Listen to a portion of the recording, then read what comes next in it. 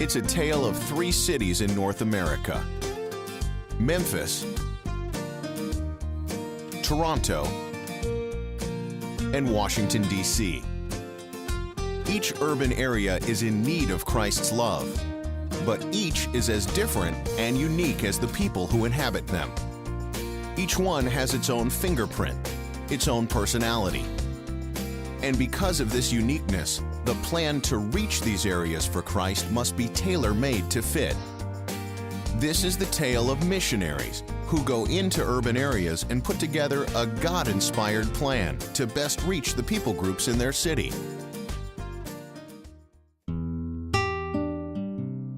This tale begins in Memphis, Tennessee. Memphis is the second largest metropolitan area in Tennessee, and it has a great need for the gospel. Crime, poverty, and unemployment are on the rise. Ministry takes place on the outside, and there are a lot of needs that people have that are going unmet because church members and church fellowships are not actually going out. Willie and Ozzie Jacobs are North American missionaries based in Memphis, and they've been called to reach this urban area for Christ.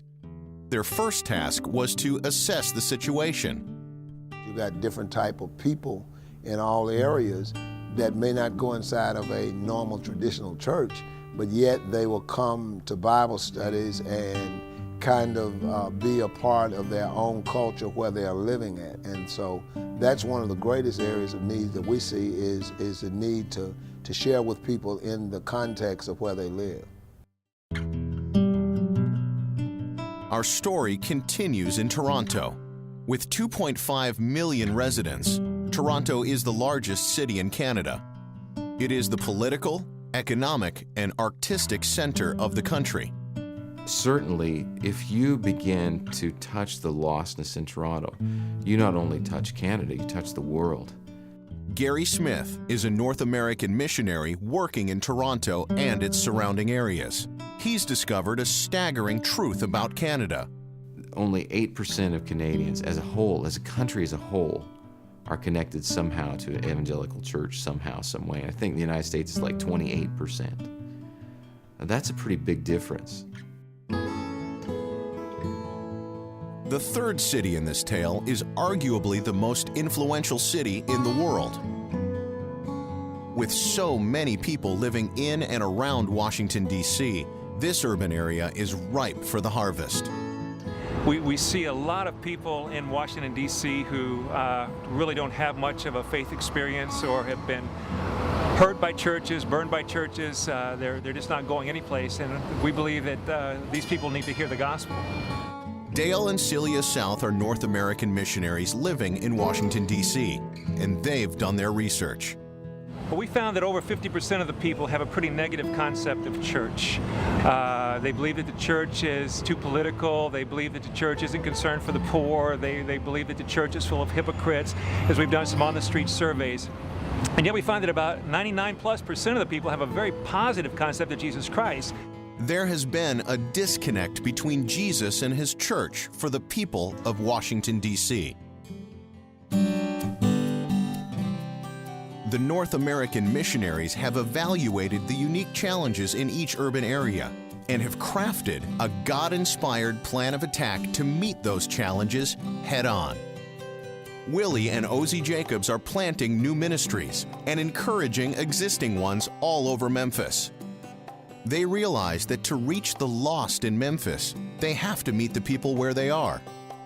The church needs to learn new approaches in order to reach people with the gospel and to do it in a way that is non-threatening.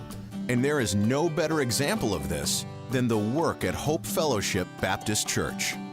It was planted right in the center of the Bent Tree Apartments and provides just what the people here need: art classes and tutoring for children, and computer and financial training for adults. We are going to be going into other apartments using this as a model, and we will actually be going in, sowing down the gospel, starting Bible studies, and from that, churches will start. God is changing lives in communities all over Memphis.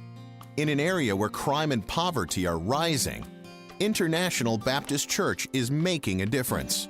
In the ministry center, the poor and the homeless can come to get food, clothing, and counseling. I want to be able to meet people's needs where they are, just as Jesus did. When people's lives are changed through Jesus Christ, it changes the culture of people that live within that city. I see Memphis can be changed in a great way as we slow down the gospel of Jesus Christ. It will reduce crime, it will reduce drug activity, it will simply change lives. Toronto faces a completely different challenge, a lack of churches. We are trying to plant churches in a cultural context that thinks that the church is not a good thing. Gary's job is to encourage church planters like Jarrett Hamilton, a pastor from North Carolina. Affinity Church was planted in the suburbs of Toronto and meets in a school every Sunday. We try to engage, develop, really encourage people to really get involved in expanding the kingdom of God here. So we'll not only help with church planting, but churches to get more excited about planting churches, inspiring people for evangelism.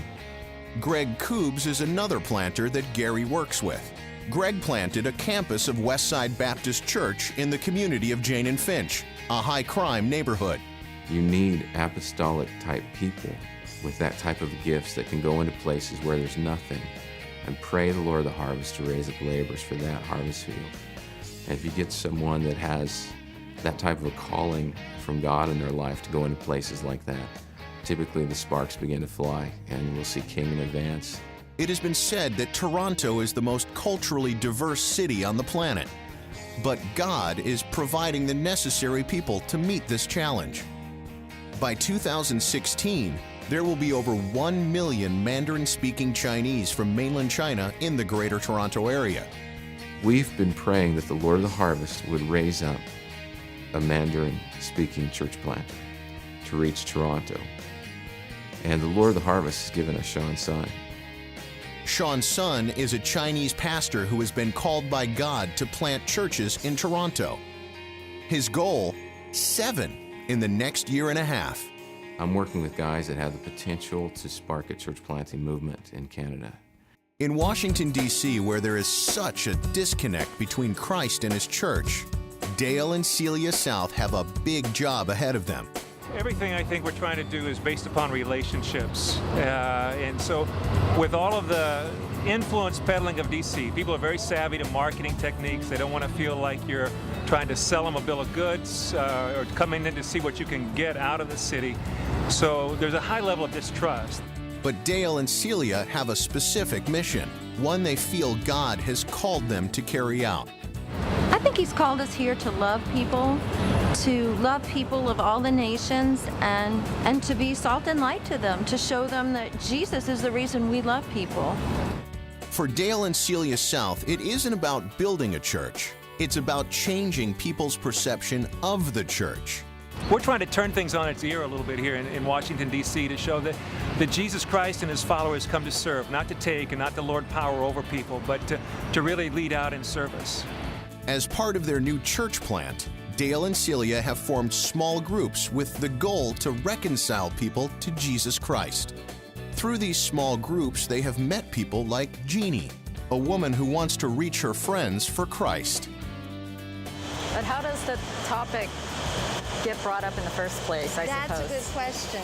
One of her friends is a Muslim, and she's really trying to learn how she can be more effective at relating her personal testimony and the good news of the gospel to other people, and we're trying to help coach her on how she can be effective at telling her story and connecting that to the story of the other people. By showing the people of Washington, D.C. what Christ's church should look like, and by training others to do the same, God is using Dale and Celia South to reach the people of Washington, D.C.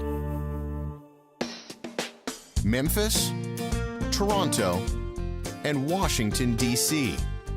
3 very different cities with the same need for the gospel. But there is a very specific plan for each one to reach the residents for Christ. And every urban area all across North America must have a plan that is just as unique, specific, and most importantly, God-inspired.